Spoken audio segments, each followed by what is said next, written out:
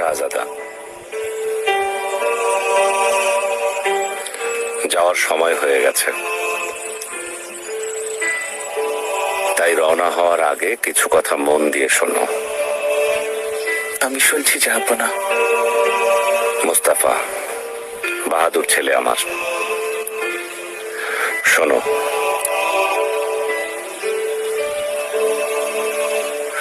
ঐশ্বর্যের চেয়ে দামি সম্পদ বুদ্ধিমত্তা, আর সবচেয়ে বড় দারিদ্র্য হচ্ছে মূর্খতা। নিরর্থক ভয় পাওয়া হচ্ছে সবচেয়ে বড় দুর্বলতা, আর সবচেয়ে অধিক মূল্যবান বিষয় হৃদয়বান হওয়া। শোনো, বোকার সাথে বন্ধুত্ব করতে যাবে না, সে তোমার উপকার করার চাইতে ক্ষতি করবে বেশি।